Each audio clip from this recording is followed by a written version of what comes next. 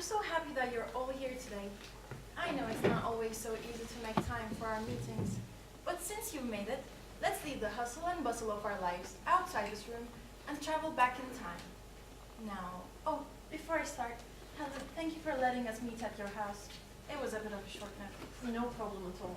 Well, I should start by saying that our meeting has a particular significance for me this week. Anna Karenina is probably my favorite of the Russian classics. I'm really glad that we've chosen it. You all seem to have the novel with you. I know it's a little long. It sure is. Have you managed to get on with it? At least the first couple of chapters. The first 5, yes. 8 chapters for me. All right then. Does anyone have any reflections on the novel? Or should I start with a general introduction to Russian literature? I think it's a nice book. There's especially one thing that I really liked. Novels that have adultery often have a happy ending. Yes, that's true. Never thought about it myself, but when you put it like that... I mean, one forgives the other and they find a way to make it work in the end. That's not what happens in real life. Once it's done, there is no turning back. I do agree with that. It depicts a real-life situation perfectly well. I mean, maybe it wasn't death she deserved, but she sure did deserve punishment. It sure is one way to look at it. We'll be focusing on that in more detail, especially after we analyze the husband's personality.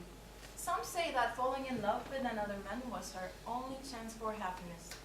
One thing to keep in mind is that there are always 2 sides to a story. That is precisely why I think she should pay for what she has done.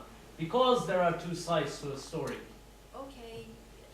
Anyone else who wants to share their reflections on the novel? It doesn't have to be about the ending. Maybe a tiny detail that caught your attention, or perhaps you felt close to the setting. I like that it was always on stage. One doesn't see the streets, not even once. Little children with their torn clothes sitting on the pavements doing what their parents should be doing instead. Bringing home some food. I didn't know you were that sensitive. I'm not. It's just their tiny little faces that lost hope long ago. Looking in your eyes when you pass by, I just don't like the streets at all. You may like it or not, Jackson, but that's the reality of our time. You think I don't know that? Then how can you expect the writer to completely neglect the condition a society is in? Just because you don't know what they're going through doesn't mean they're not worthy of recognition. Yes, Charles, you're right. I don't know anything about them. It sounds like you don't. I agree with Charles on this one. We can't simply cast out parts of life we don't I'm not like. trying to... Hold on for a moment, though. What do you mean the stage? I don't remember any references to a stage. Maybe I missed it, but I've read the novel Read it? twice, so it's highly unlikely. Of course she read it, but for 2 times. That book is like a brick. How long is it? 800 pages? I know it's long, but we voted 3 months ago. You didn't object to it back then, so I thought it was fine for all of you. I would have changed it if I knew it was a problem. I didn't say that it was a problem. I've seen the film adaptation. It had all the important scenes. But this is a book club. Yes, and the film was based on a novel. Trust me, it was quite nice when you got rid of the long, boring descriptions. Russian writers seem to be so fond of them for some reason. I had a nice couple of hours with my wife, and of course with some popcorn too. Please, don't look at me like I'm the only one who watched the film instead of reading your book. I read the abridged version. One has to read the novel first, for sure. Then I saw the film. Abridged version? People, we are not in middle school. I remember reading it in my high school years. Of course, when you're young, you do have time for things like that. But now, I only wish I could. I think we have some sort of a misunderstanding about the concept of a book club. In any case, I'm sorry, but there's not much we can discuss here today. I haven't seen the film adaptation, and I suppose none of you read the novel in full length. You did read it. So why don't we choose another book for our next meeting? Yes, let's do that. A shorter one will be more fitting, I suppose. How about a play? Yes, I like reading plays. Well, what do you say to Peer Gynt by Henrik Ibsen? I've never heard of it. It has a strange name. Well, it's about a man who... Why even bother? As if they care about anything I say. Then we're reading Peer Gynt for next week. Hoping to see you all then. Helen, you have the book, right? You mean Bilkent? Yes, it should be in my Do study. you mind if I take a look at it? Sure, no problem. I think it's on one of the upper shelves. Alright, thanks. Another cup of tea, Charles. Yes, please. Or you know what? I'll come with you.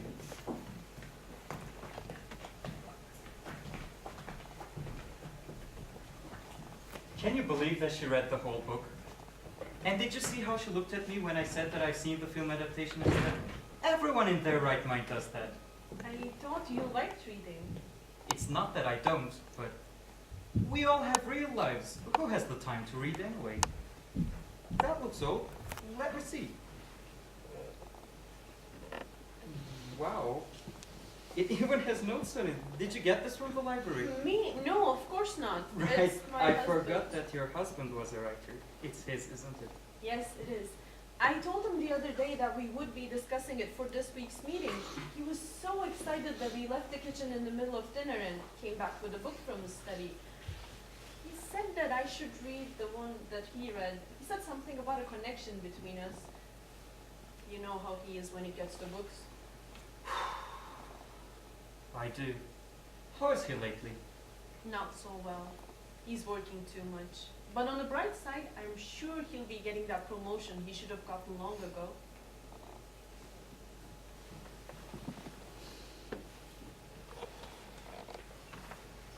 As usual.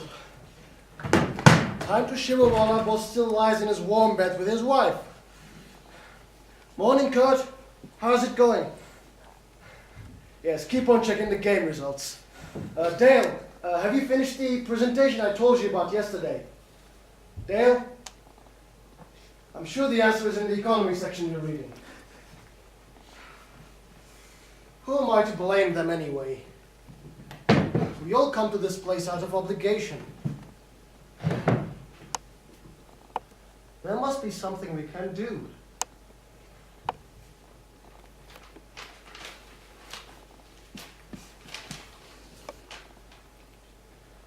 We are sorry to inform you that we are unable to...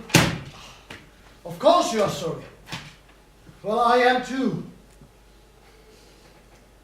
I keep trying, over and over again, for years now. I can't stand not reaching an audience anymore. Every playwright wants to see his plays performed. He wants to see his friends have a body, a voice, to smile and shed tears with the audience.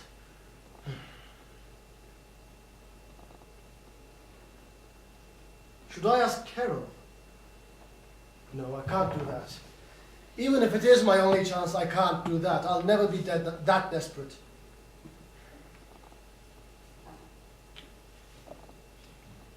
Huh. Well, it's still early. I'll write for an hour, then start working. Ah, damn it.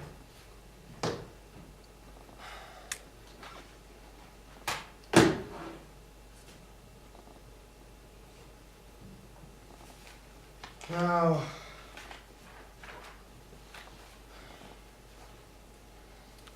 where was I? More importantly, where was he? You've been drinking too much again. What is this, the third glass? No, only the second. You'll soon start saying that you have a headache. I do have a headache, but it's not because of the whiskey. I need alcohol. It's the only way to talk to that 25-year-old racer. The racer? He doesn't enjoy our conversations when I'm sober. You mean the one in your play? Yes. Maybe it's me who doesn't like talking to him when I'm sober. He keeps telling me that I'm too tense and obsessed with rules. I'm not. I don't like talking to you when you're drunk, but I suppose I don't have a say in this as much as he does, or the others do. Please don't yell. The headache. See, I told you. It's not alcohol. God! Fine, sorry. Can't you just listen to me for a change? I was just trying to help. It's because of writing. I don't understand why you keep writing anyway. You think I should stop? Well, it gives you nothing but pain. It's no longer simply pain caused by not getting your works appreciated. It's physical now. Stop writing. You really don't understand it, do you? Okay, well, let me put it in a way that you will understand. Don't look at me like that. I'm not telling you that you're not smart enough. But you can't deny the fact that we are looking at the world through different filters. The differences in our perception are undeniable. Now, think of the headaches I get from writing like pressing your hand on a comb. No matter how hard you press, the pain is momentary. It's soon to fade out in a few minutes. The pain I get from my unappreciated words is like sticking a needle in your finger. It hurts, but even that goes away once the scar is gone. No matter how many times you do it, it will always heal. The pain I get if I stop writing, on the other hand. Imagine holding a hedgehog. A hedgehog? Yes. It doesn't have the words to tell you how scared he is of being held by a creature more than 10 times bigger and more powerful than him. It doesn't want to get hurt by you, but doesn't want to hurt you either. So it takes out its needles, fighting against the one thing that may be his end if he doesn't. I would be dying under the attack of the words if I were to refuse being their translator. I just want you to be happy. Do you? I mean, you keep saying that all the time, but... Of course I mean it. I love you. Well, I used to see it in your eyes, you know. That it was you and me against everything. Now, all I hear are words without any meaning. Same empty shells, over and over and over again, like a parrot. Then what do you want me to say? I'm not happy. I'm not happy for so long. I know you're not, but this is not fair. I've been on your side for so long, until I just couldn't live with the shadow of disappointment in your eyes. Since I gave up everything that had meaning to me and become one of those corporate fools. They think life is worth living only if you have an office to go to wearing a tie. In this world, run by consumption, no one values creation, let alone creating something themselves. They mock the people who do it. They call them dreamers without knowing it's a compliment. You are a dreamer, and I loved you because you are one. What would they all be doing all day long if a man hasn't dreamt of putting life into a magic box? It would be a lot easier What would you be doing then? Seeing plays? God forbid no. I love seeing plays. What if a man hasn't felt bad for his wife who was spending hours doing laundry? Just trying Would he- to find a way for us. Would he come up with a washing machine then? No. Everything starts with a dream.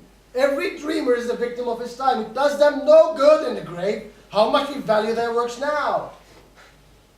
Don't tell me you want me to be happy. It's your happiness that's important to you, not mine at all.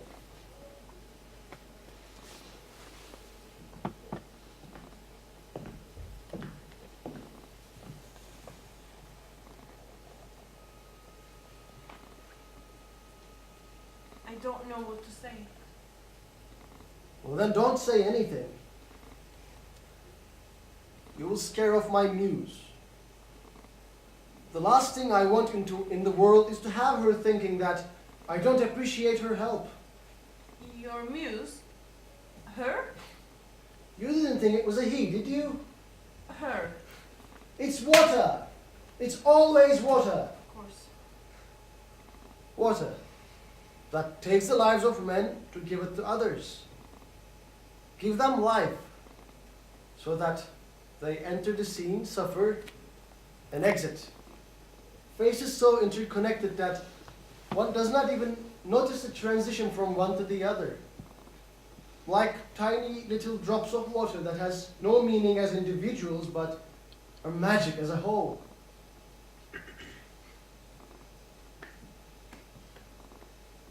Don't worry, dear. I won't do anything to scare off your muse. If you're done with your monologues, I'll take a shower. I have a terrible headache. Maybe your muse can take care of that too. You are right after all, I suppose. Writing does give people headaches, especially if you're the one who has to listen to them. Helen exits.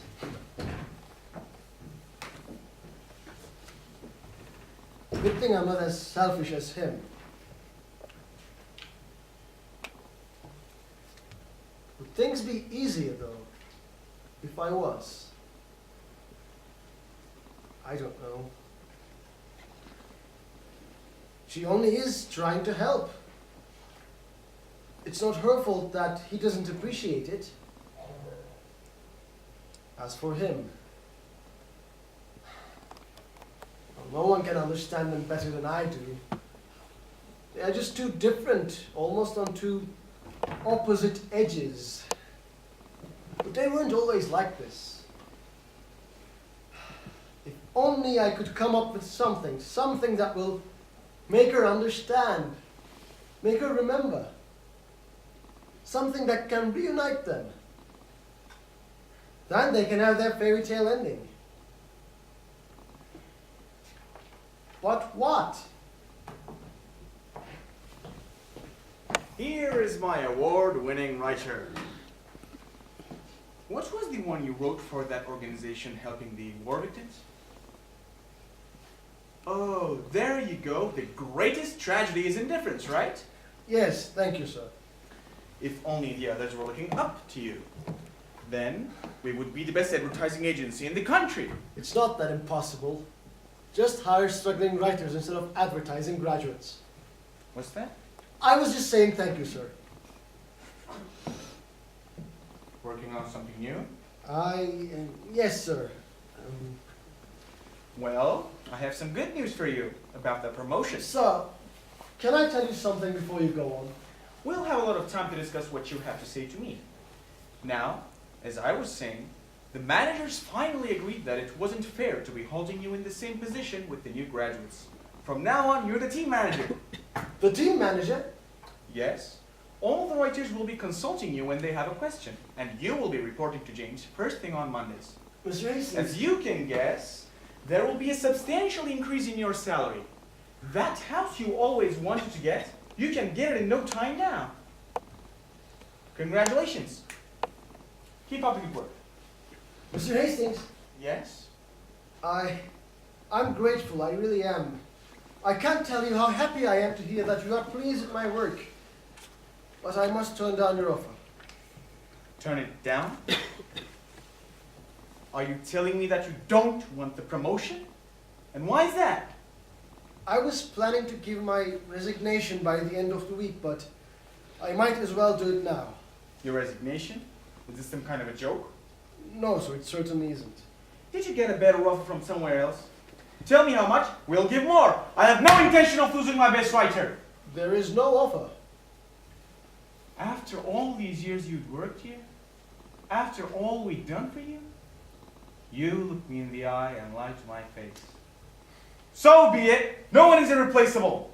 I wish you all the luck with your career, Mr. Evans. Nicole, walk with me. This new generation, they think they know everything.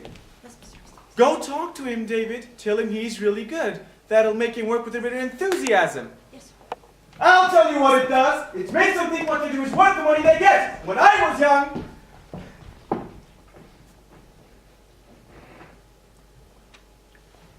There is no offer.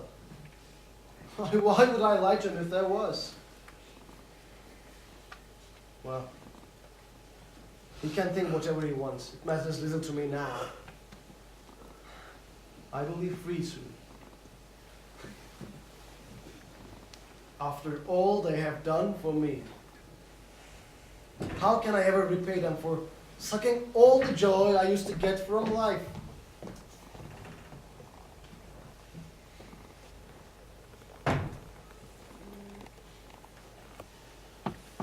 That is brilliant news. We shall be neighbors in no time. I suppose we will. But there's one thing I wanted to talk to you about, more like a favor to ask. As great as this promotion is, I know that he will be even in a worse shape than he is now. And why is that? You know, with the extra workload. Well, Yes, but if he wants to make more money, he has to work more. I wish it was that simple. When he first started working in advertising, he always thought that it was a temporary thing. He would keep writing, and one day he would be discovered and would quit his job immediately. That day never came. Every day when he came back from work, I saw it in his eyes that he was more desperate. This promotion, it's the concrete proof of him being just another employee in an advertising firm. I know how tough that is for him. Don't feel bad about it.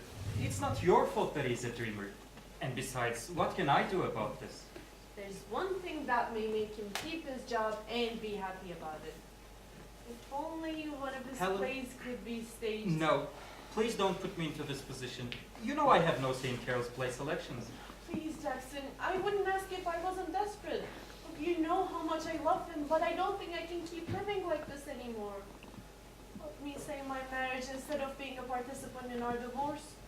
You and your words. You're not that different from him as you think you are. You both can make a person throw himself off a bridge, only using your words. I will talk to her, but don't get your hopes high. She's very likely to say no.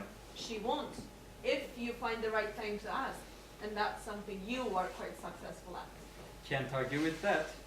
But what if she says yes?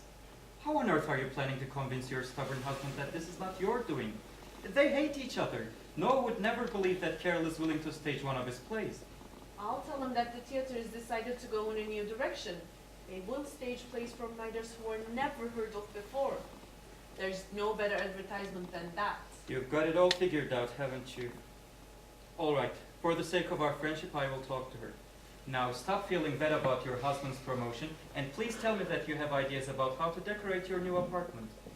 I think I still have the scrapbook I made earlier when we were decorating ours. Jackson? I would normally suggest going with country style. Jackson! What? Good thing Alice called today. I'm not feeling so well. Sorry to hear that. Hope it's not something serious. No, it's just a headache. Maybe you should take a nap. I'll tell the others and we'll get going soon. Yes, I should do that. Thank you so much for agreeing to talk to Carol. No problem. See you soon, Jackson. Take care.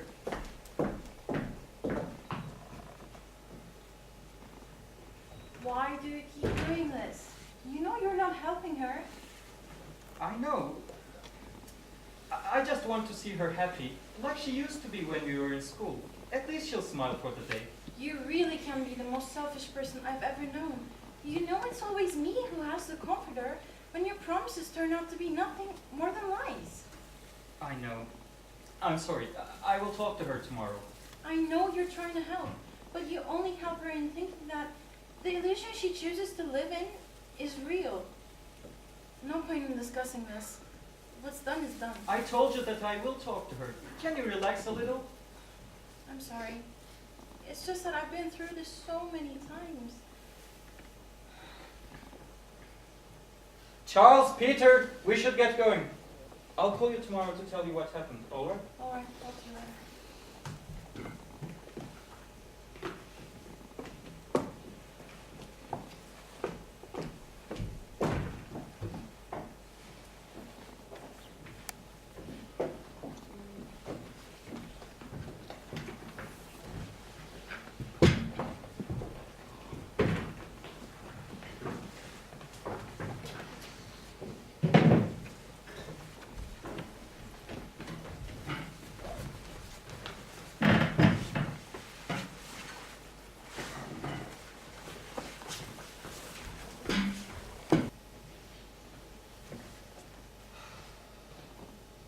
Honey, I'm home.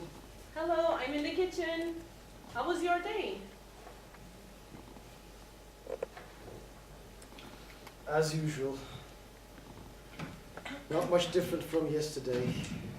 Is something wrong? You don't sound so good. I wonder how you find the enthusiasm to ask that question every day. You know the answer you'll get, and you're not going to like it. I think living with you has made me an optimist too. I can't help but think that one day you'll learn to appreciate the things you have. That, my dear, is not being optimistic. That's being a dreamer. I can't imagine that I'll come home one day saying that I had an amazing day writing advertisements. Have you finished a new one yet? Not yet. I just can't concentrate. You know what? That's the thing that still stays as a mystery to me, even after all these years of marriage. That I haven't finished yet or that I can't concentrate? Neither. You know what I mean? How come you don't enjoy doing something you're so successful at? I know you don't understand it. You're the most brilliant person in that firm and so close to that promotion. Yes, the promotion. You know, I sometimes think that I don't know how to be happy. I feel like if I put everything into words, then they'll no longer be my thoughts. The burden will be theirs, the pain, the suffering. I can be nothing more than a spectator and smile at their joys. I know that feeling. You know what? I often feel like quitting. You mean your job? No, writing. Every single time, though, after realizing that there's no good in quitting writing, I end up quitting my job instead. I know it's not easy for you, but don't you even think of doing that. How do you think we can move to that amazing apartment in town we're dying to have if you were to quit? Yes, we are dying to move there. I know you're not as motivated as I am, but you will like that place. What if we were to wait a bit longer, or that dream of ours, hypothetically speaking? How much time are we talking about? Of course, hypothetically speaking. 10 years? 10 years? At most. Why on earth would we have to wait 10 years to move? Why, to save money? We've been saving money for years now. You will be getting that promotion soon, I'm sure of it. You know, I hear things. That may be a bit tricky if I quit.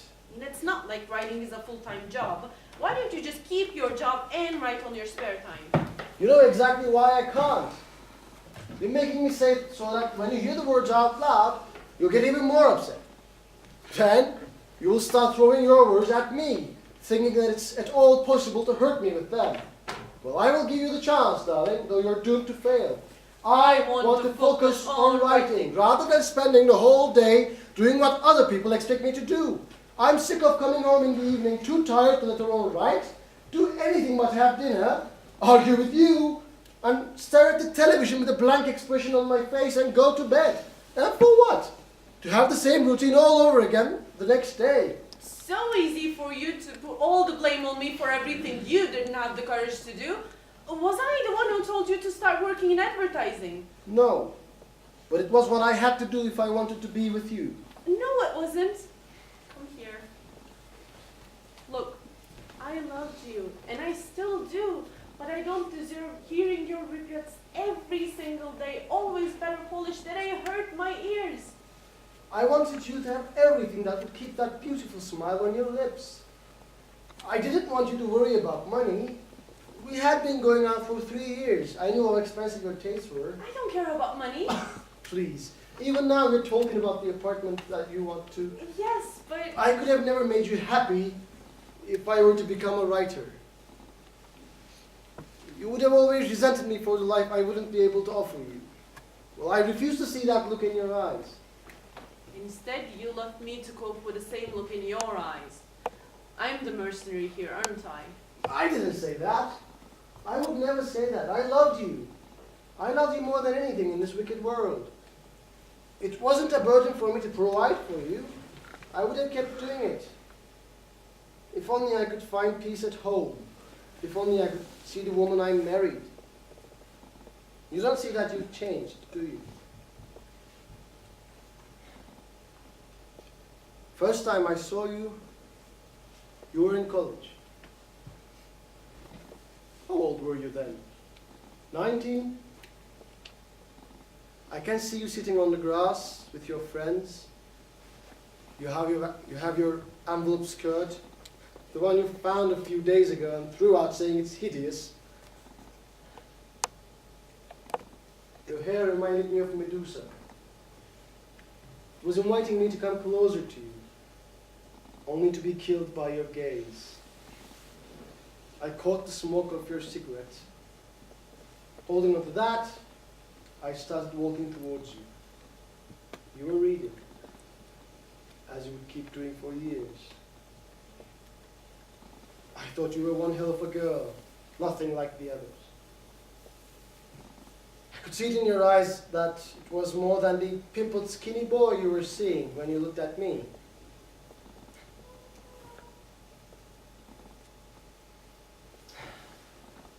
What happened to that girl? She kept reading, as you said, for years. By reading, she found love, anger, happiness, betrayal, life, death, anything and everything about the world. She knew she was the most blessed person in the world for having experienced things that could not be squeezed into a lifetime. Yes, we all fell for that. You know what happened to her? She woke up one day and looked at her reflection in the mirror.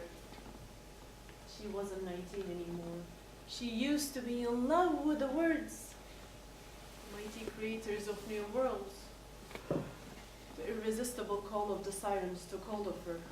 Can it be her? They told her that it was time to choose the world over the words. Without giving her a chance to object, they imprisoned her. Word. World. World. World. It still amazes me how much a single letter can change. L. Love. Of. We. The things we owe to love. My Helen? Is she back? They told her that they were getting sick of creating new worlds, that she should settle with the one that she was a part of. I cried for days.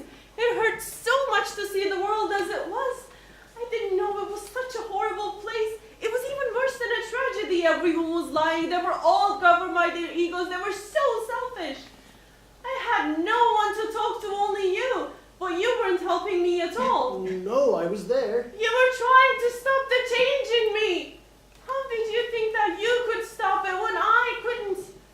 I needed your help, but you never helped me. So I ended up being a stranger to myself and to you as well. I lost everything. The respect of the 19-year-old girl and the love of my life. All for a stupid voice that told me to be normal. You don't see that I have your dagger pointed at me, knowing that it's not only my life, but also yours I've messed up.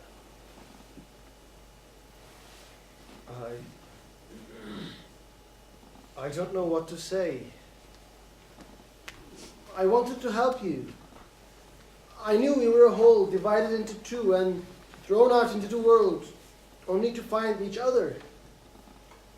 I knew the only person I could be happy with was you. I never meant to hurt you. I just didn't want you to change.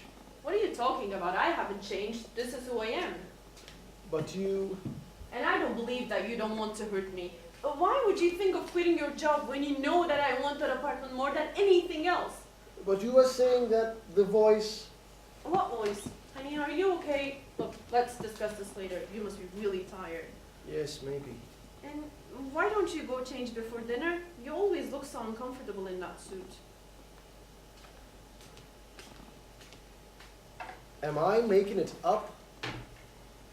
She was talking about how she has changed. The voice. You heard her too, right? Well, maybe I really am too tired.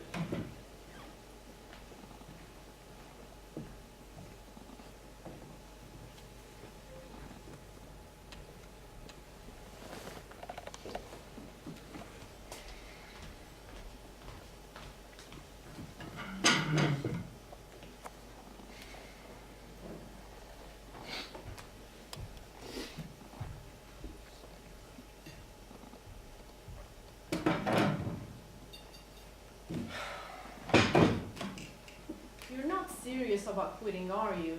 I am. Wait till you hear this then. It may make you reconsider your decision. What could that be? You know we have the book club meetings on Mondays. Is it Monday today? Yes, it is. Anyway, a friend of mine from the club, you know Jackson, the one married to that director, Carol Jones. She just got an award for her last production. What was the name of the play? Massacre of Playgoers. Very funny. No, it was... Well, it's not that important anyway. Jackson told me that Carol wasn't searching for a new play. The owner of the theater, he says, has decided to go in a new direction. How so? They will stage plays from writers who are never heard of before. They reject the plays that have already been staged, even only for once. That is a brilliant idea. Exactly. I don't think there are any plays left for them to destroy. Oh, of course. No, I mean it. They should leave the dead alone. I'm sure they're turning in their grave. Now they will give the opportunity to amateur playwrights who are still alive. You're not a true playwright until you turn in your bed over and over again for days, for endless nights. Now it's their turn. Amateurs will never become professionals. That director whom you're defaming for no particular reason, she is willing to stage one of your plays. What do you say to that now? Over my dead body! What? You've been writing plays for years and years. How did this happen? Not even one of them has been staged. Did you ask Jackson to talk to her? No, it was he who wrote it up. Listen to me, this may be your one and only shot. How come you say no to an opportunity like this? We've seen their productions together. You've endured the same torture as much as I did for 2.5 endless hours. Wasn't that bad? The man on the stage, for unlike many others I'm not brave enough to call him an actor, was spitting out the words that were refusing to come out. I could see the bloodstains on the brochure I was holding. The playwright had tears on his portrait. It's one of my favorite pictures of the modest master of words, and I'm sure it didn't have tears prior to that performance. It was nothing but torture. Are you done? Yes, Even so, this may be your only shot. I would rather die than having my plays directed by that woman or performed by any of those actors. You don't get to be picky about this. It's not like we have a queue of directors waiting at our door arguing over who will get your play. Darling, do you remember your tonsillectomy? Of course I do. What does that have to do with your play? You keep talking about your characters and dreams and everything on and on and on. But when I tell you that you have a real shot to do something about it for once, you talk about my tonsils. I can't help but think that you don't want them to be staged at all. Yes, dear, I talk about your tonsils and for a good reason. Now, do you also remember the intern who was to scrub in with your doctor? How can I not remember him? He was to be in your surgery, one of the most commonly practiced operations in the world. He would be only there to observe and maybe to do the stitches in the end, so he wouldn't be able to do any harm even if he wanted to. It's easy for you to call it an easy surgery when it's not you lying unconscious. I suppose, A but boy who's 5 years younger than me cutting me open? What a nerve that doctor had. Did he simply expect me to hand over my life to a schoolboy? he didn't have more nerves than you do when you tell me to hand over my play to a woman who knows nothing about theater and actors who have no further acting experience than school plays. How can he even compare the two? It was my life at stake. And it's my life. No, it's more than my life at stake here. And how is that? It's also the lives of the... How can I tell them that I will trap their souls into automatons only to move mechanically and speak like pre-recorded messages in an answering machine? Their expressions fixed by makeup to hide the incapability of their bodies in conveying any kind of emotion through gesture. Them, who are my friends, my family, my soul. How can I punish them so violently? Them, who did nothing but support me, even when my closest ones were staring at me with contempt when I talked about my passions. To be acknowledged by a couple of men who repeat the same praises over and over again for plays they haven't the slightest understanding of. No, merci. You exaggerate as you always do. Do you not see that I blossom when I write? My cheeks grow rosebuds, chasing away the weeds of snow. I always thought you had red cheeks. Golden rays of light flow out from my pupils, like the lighthouse in the night. Yes, even now I can see how much brighter the room is. My lips, that generally rest to leave the speaking to my mind, start moving with passion, throwing out the world so that they can be free.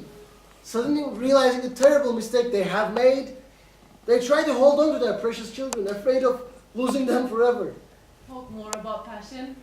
It's as if I'm a new man. My hair is darker now, for it's more than her innocence that the 6-year-old girl lends me. I no longer have blue eyes. They are brown now, for I share them with the prisoner who looks through the bars of his cell. I am a new man. Better or worse, better and worse. It's as if I'm beautiful, Of course you are. as the words. I wouldn't have married you otherwise. Yes, go to your real love. No matter how much I try to reach you, I'm so tired. He used to at least pretend that he still loved me. It doesn't even bother now. The man who used to praise even my horrible omelets. He doesn't even take a bite from his dinner. Who cares? I spent hours cooking his favorite meal.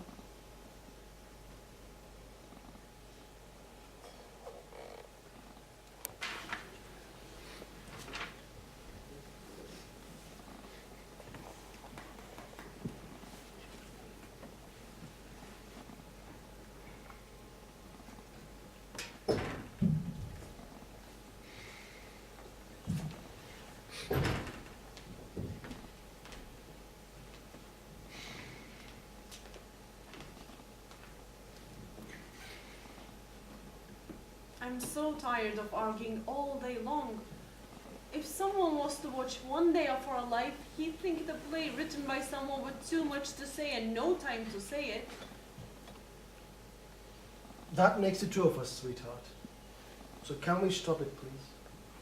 I want to. I really do. But it hurts that they're the only things you care about. That's not true. I care about you too. I mean, they're not even real. Look, I'm not saying that it's not what writers do, creating as you call it, but you can't do that all the time. You're detached from reality. Tell me the last time we went out for dinner, just the two of us. 2 days ago. Don't you remember? We went to that French restaurant that your sister said we must go to. I mean, who wants to miss tiny portions of sauced meat for a month's salary? Yes, we did go out for dinner, but we sure weren't alone. I could see it in your eyes that you were arguing with that 50-year-old man whom you always talk so highly of. Even when you looked at me and said that I looked pretty, I knew it was another version of me, one that only lives in your memory. I don't remember the last time you looked at me and saw me for the person who I really am. But when you're married to a madman, that obviously is out of the question. Who am I when it gets to competing with your genius? If only things could have been simpler, you know. If only I could have a husband who flirts with beautiful women instead of the millions of sparks flowing through the curves of his mind. Sparks of the mind. Why haven't I thought of that? Brilliant. All right. There's no way I can win, is there? I cancel all my appointments to take you out to dinner to see a little bit of a glimpse on your face, glimpse of smile on your face, like the ones you used to have. Instead, you keep complaining. All I want is a normal life. One that is shared by two people who love and value each other. One that we have our separate lives during the day, but the moment we set our foot into our home, there's nothing more important than each other. You say that I've changed. It is you who has changed. I want only you, not your numerous children whom I constantly have to compete with. Only an empty person can be won. I knew this when I read Sidney's sonnet to his love. I am not I, pity the tale of me. I know telling you this will make you angrier than you already are, but believe me when I say that we are not one. This thing we call a human being is nothing more than a different number of selves whom differ drastically but can't survive without each other. It's the tale that matters, that is worth remembering. You're right, dear. I'm not going to argue with you anymore. We can never be one.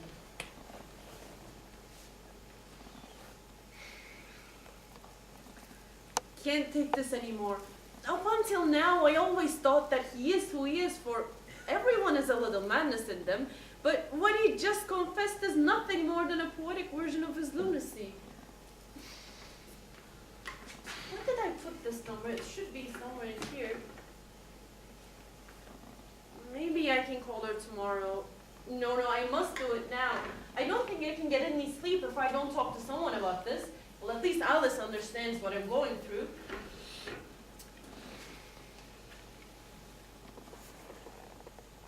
Do you really think that I am the one who must be mad? And why? Because I talk to people who are not made of flesh and bone? Look around. See the world for a change. See what everyone is doing, sitting in front of their computers. They talk to machines. They seek their help. What is a computer but a brilliantly designed piece of junk? Show me where the flesh is. Show me its bones. Show me its heart. Tell me something that would make a computer blush, or something that can make it cry. Yet, some choose to spend all their lives in front of them. Something so ungrateful that it wouldn't even care if you lived or died. Don't come and tell me that I am mad, because my closest friends are people you don't see. They are more real than anything you consider real in this world. How can you say that something does not exist when it keeps talking to you? When its words push down the tears waiting in your eye? Whose anger comes and goes so fast that you can't do anything but shiver from its wind. When they die, it's as if one of your organs has stopped working. When they have children, you're a tree that grew a new branch.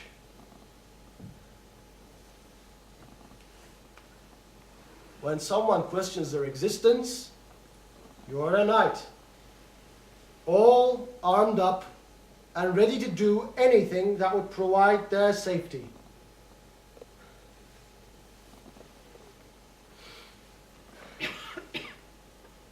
When you die, they are so devoted to you that they die with you, after screaming out all they have to say. When they are done, they are faithful and brave enough to come with you to the grave, until someone picks them up again, knowing that they will never be able to make the same noise in the hands of another man, willing to let him try, even if it is so.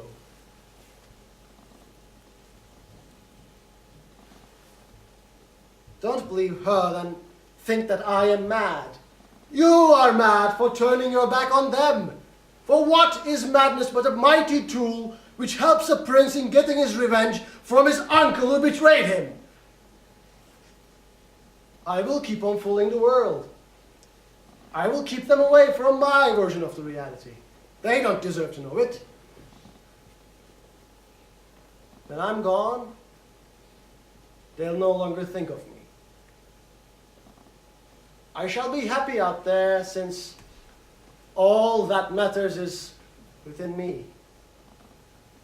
Now I understand why the fox has said that its body was too heavy to take with him.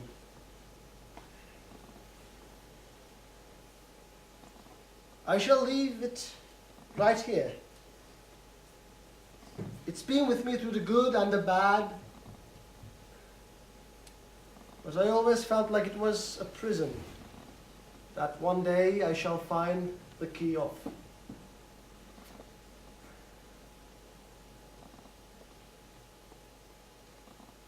No matter what's happened between us recently, she still is the love of my life. She does deserve one last try. I shall make her happy. I was just going to call Alice to ask her to come over for coffee. You know, it's always the two of us at home. I thought we could use some company. Why are you looking at me as if I'm going to hurt you? Me? No, I'm not. It's Don't just... even try to lie to me. You can never fool me. Look, I did some thinking and you're right. There's no good in living this miserable life anymore. It's not fair to you just as much as it's not fair to me.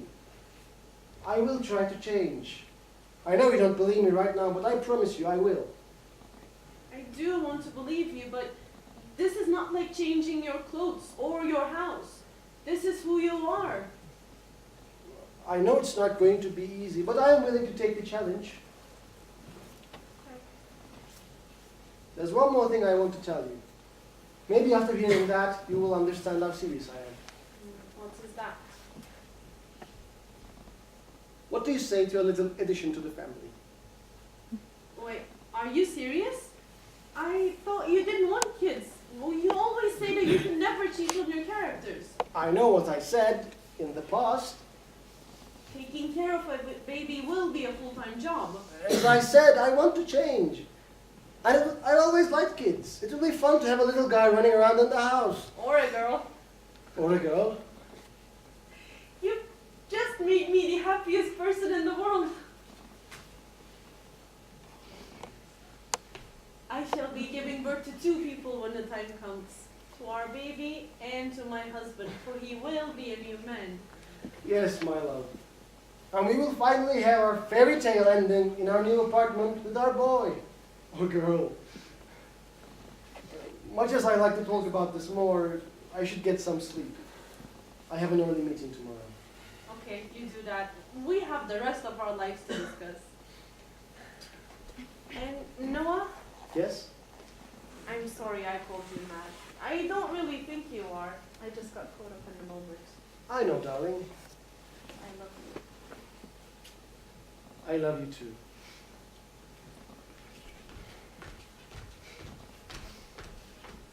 You lie, my love. So do I. For a brief moment I thought I could. But I can't. I can't live without them.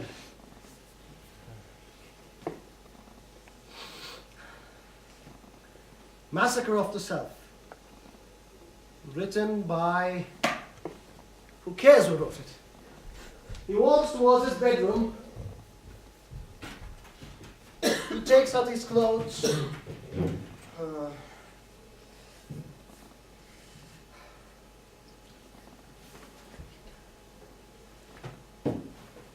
He puts on his shirt.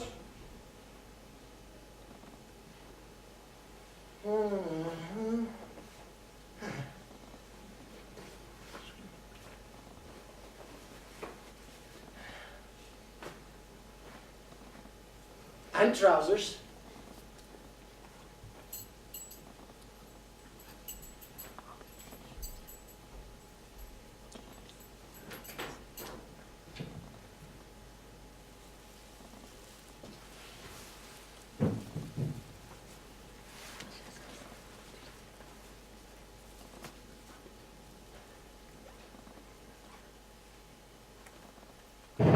Oh, and his tie.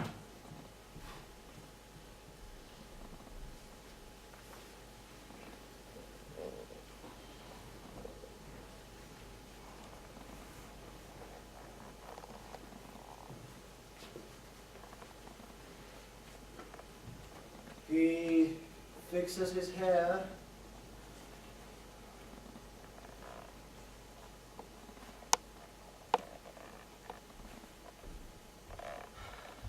Gets back into bed.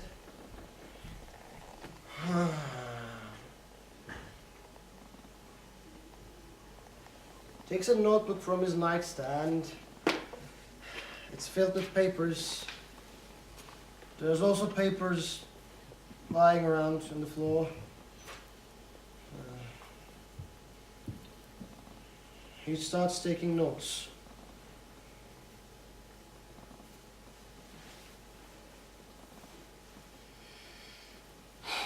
When he's done, he puts the notebook back on the nightstand. He looks around for the last time. His final words are, "A journey from the moon to the stars. The end."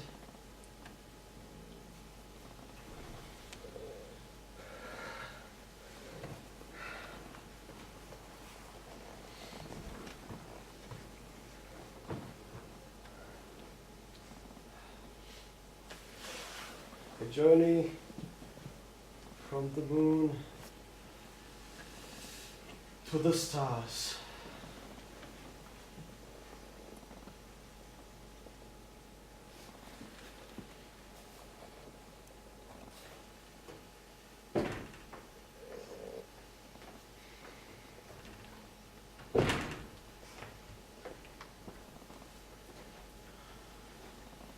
Honey, I know it's too early to talk about it, well, considering that we haven't even started trying to have a baby, but I have been thinking about baby names. Well, to be honest, since I'm 16. I thought we could call her Zoe. It means life. If it's a boy, I don't know what to call him then. Not that I don't want a boy, I just haven't thought of any names for him yet. Do you have any suggestions? Oh, I forgot that he went to bed. Well, he deserves some peace after all. If only I could stop smiling. No, I can't.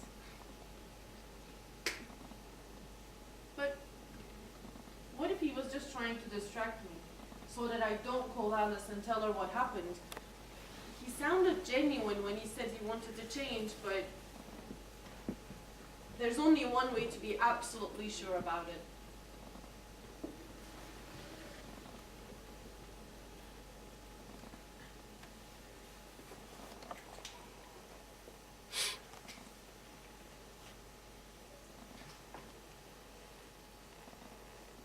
Noah, honey, I know you're tired, but what do you say to a little practice?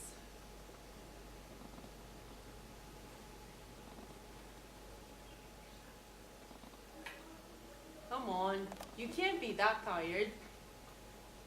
Noah, honey, are you sleeping? Noah? Answer me, this is not funny. Why isn't your chest moving? Answer me, damn it, why aren't you breathing? What did you do? Did you leave me? I'm sorry for everything, for being so selfish during all the times you needed me. I put the entire burden on you. I know it wasn't fair, but you're strong. You know how to cope with people. I don't. You can... I'm sorry. I care about what they say. You don't. That's why I love you so much. I haven't changed. How come you don't see it? It's all a disguise. I'm still the girl you fell in love with. I looked up everything I valued. I gave them all to you. I knew you would keep them safe. I couldn't stand it when they talked about us. They said that I was a dreamer and I could never be happy if I don't see the life as it was. They said that you write plays no one would ever pay to see. They're idiots. They don't know anything about reality, about beauty or love. Open your eyes, my love. I haven't changed. Wait, I'll prove it to you that I haven't changed. That skirt you thought I threw away, I didn't. I'll prove it to you, and then you will open your eyes and you will kiss me and we will live on that moment forever, okay? Just wait for a moment.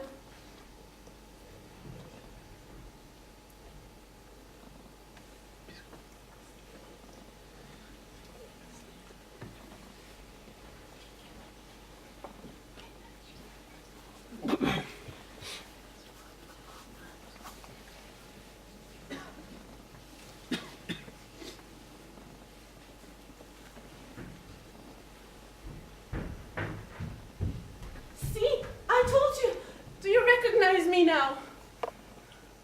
I know I have wrinkles now and gained a bit of weight, but so did you. Open your eyes, my love. We're the last people on earth who need kids. We have so many of them already. You say that our boy has gave you his hair. No, it is you who gave him your hair. Our girl has your eyes. They're ours. So when you leave, you take our kids with you. And you take me with you. As the folks once said, become responsible forever for what you have tamed.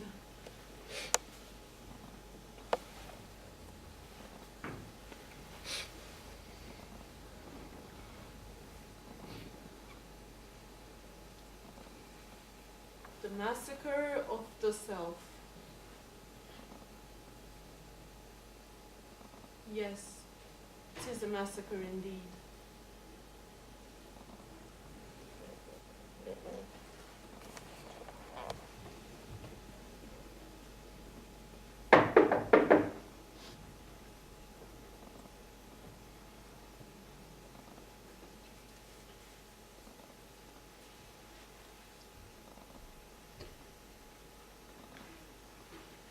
Sweetie.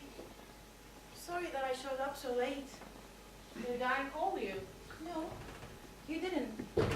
Remember we talked after the meeting? And I said I'd drop by? Were you sleeping? You seem awfully tired. No, I'm not tired. I'm empty. Empty? Helen, is something wrong? Would you like to sit and talk?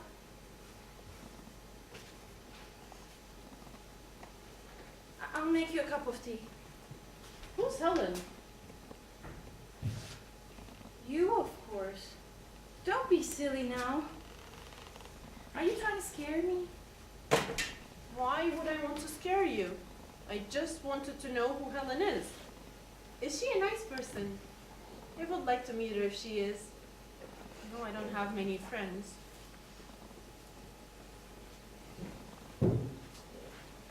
I'll tell you all about Helen. She's an amazing person. A little messed up at the moment, but you will like her.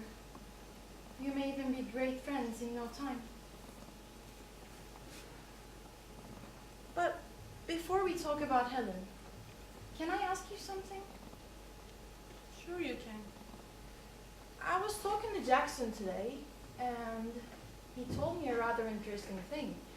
I'm almost sure he made it up just to have something to talk about. What did he say? Well, he said that Carol was talking to Mr. Hastings, and he was under the impression that you've quit your job today Oh, after getting a promotion. So, did you?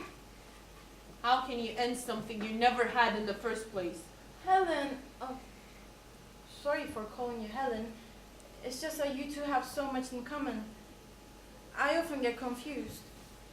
Sweetie, we've talked about this.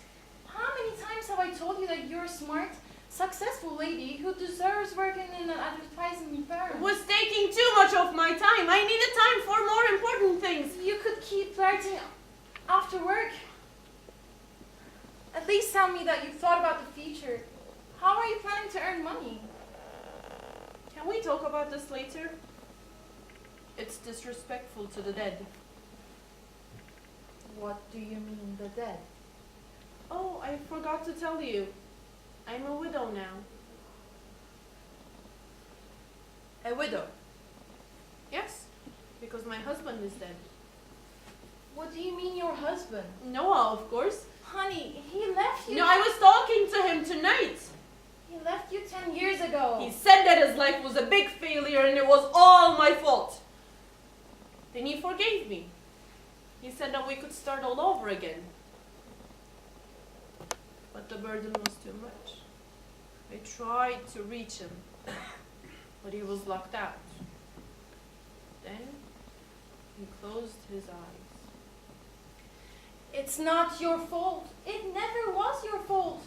You did your best to cope with this world. You failed. So what? is not designed for everyone to be winners. I need to make a phone call, darling. Coming back in a minute, okay?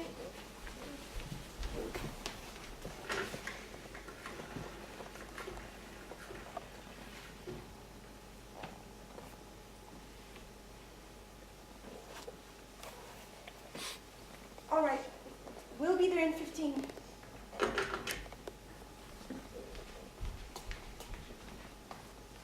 I just remembered that I forgot to call my sister.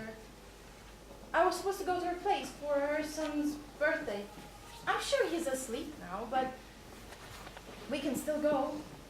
She'll like a chat after a long day. If nothing else, it will help you stop thinking about your husband, even for a short while. I don't really feel like going out. I'll just take some Valium and go to bed. Please come with me, just for an hour. Okay, but only for an hour.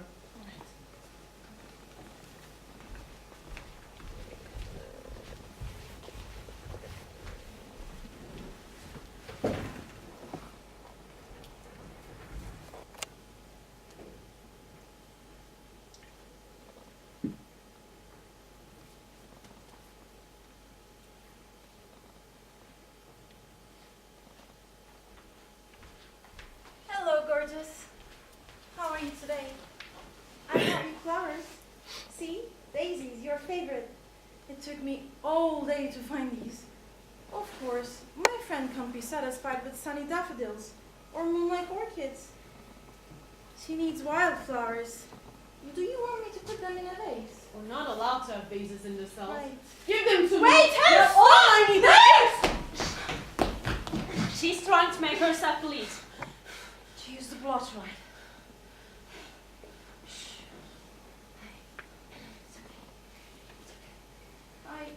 She was trying to make herself late. I didn't know. It's all right. We usually don't give her ink or paper. You never know what she may do to herself. All she wants to do is to write. I didn't know. I definitely won't bring our flowers on my next visit. Is there anything I can do to calm her down? Read this to her. When we read to her, she looks like an innocent child listening to a lullaby. Only this book has the chime, though. She says it's written by her husband. Her husband, yeah, he is. I mean, he was a writer. Oh, I was wondering why he wasn't coming on visiting hours. She could get better a lot more quickly if he was alive. Do you mind if I ask how he died? He was defeated. In the war, you mean? Yeah, you could say that. God bless his soul. Did you know him well? I read his works at least 3 times a week. I feel like a scholar specialized in his works. She forces me to read to her. Well, to be honest, I'm more than happy to do it. It really is a shame that he died. I knew him. I knew him better than I knew myself.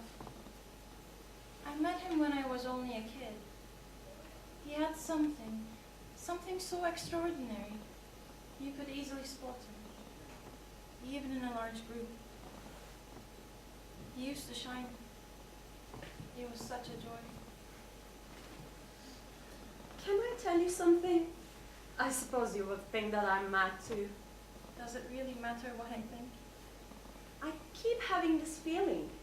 Whenever I read to her, she looks with such love that cannot be given to something that is not hers. I wasn't going to say this, but the way you describe her husband, the writer of this book, I just need to tell someone. I feel like it was her. It was her all along. And her husband, you, me, we were nothing more than pawns in her game. Not worth as individuals as the king is, but essential for the whole nonetheless. It is a crazy idea indeed. I'm sorry. Here I keep talking and you probably have enough on your mind already.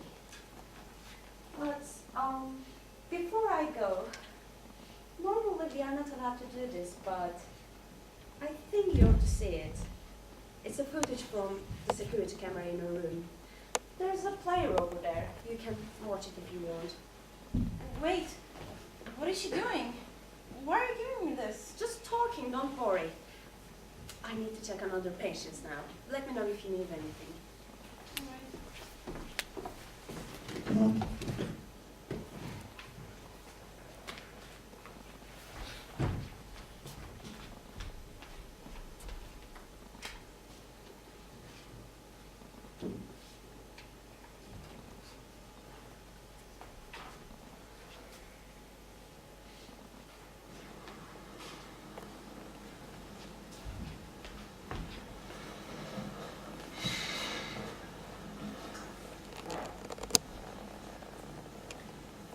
He's gone, isn't he?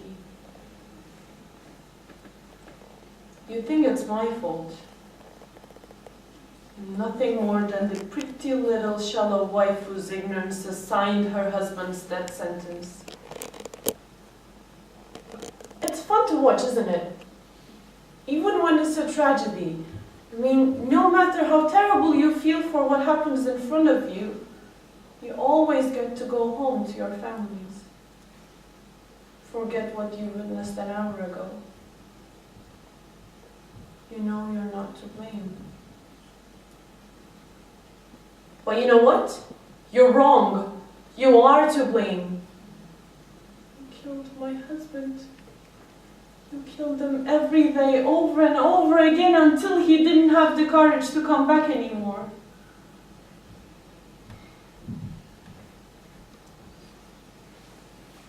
I suppose I helped you in your way.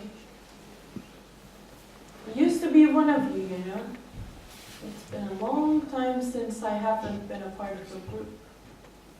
Even a small one like yours. You all seem so happy all the time. I thought I could be happy too. If I acted like you. How hard could that be? I was silly enough to think that only Joyce could be pregnant with smiles. I thought I could. I just want you to know. I just want you to know. We're murderers. We're murderers!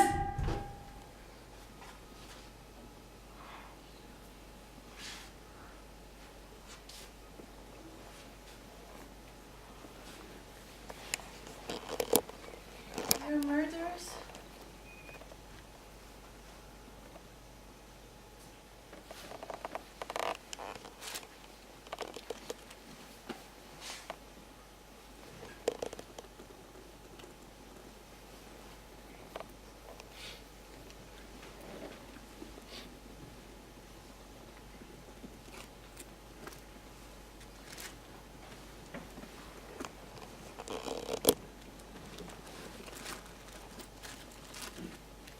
He looked into her eyes.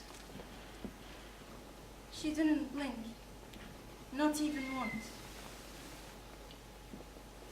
Was it always like that? He couldn't remember. It was so easy to look at them. He could live in that moment for days or months. He knew that they never had mighty praises written for them. No one had yet called them little drops of emeralds, nor were they compared to two short scenes cropped from the wild sea. They were modest, humble even, never wanted praises, only sought soft caresses. They were more than enough to make her smile, make her eyes shine like nothing he has yet seen in his life. But it wasn't so that day.